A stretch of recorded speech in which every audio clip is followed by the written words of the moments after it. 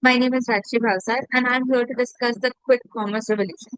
Quick commerce has completely transformed urban consumption in India. Platforms like Blinkit, Zepto, Swiggy promise delivery in just 10 to 15 minutes using hyperlocal love stores.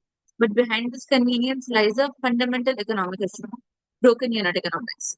Each order carries multiple costs like heavy fixed costs like rent, inventory, high last mile delivery expense, low average order values of around 200 to 300 rupees, and heavy discounting to attract users.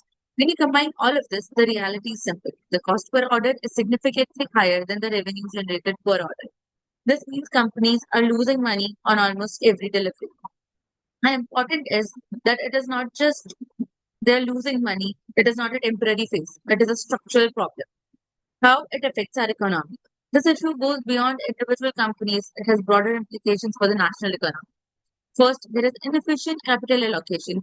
Billions of dollars are being invested into models that are not profitable instead of sectors like manufacturing or infrastructure that generate long term economic value.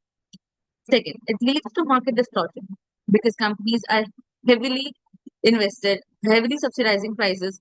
Consumers are consumers get used to this unrealistically low cost and ultra fast delivery, which does not reflect true economic value. Third, there is increasing pressure on traditional retail markets, especially Kirana stores. These small businesses cannot compete with deep discounts and instant delivery backed by venture capitals. Fourth, there are structural risks that are majorly involved in this. The market may consolidate, leaving only a few dominant players. This reduces competition and could lead to higher prices in the future.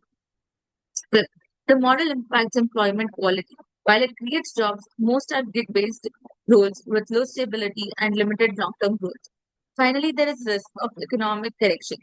If investor funding slows down, these companies may be forced to cut costs aggressively, leading to layoffs and market disruptions. This is the current evolution timeline, which basically shows that in the COVID, the market boom.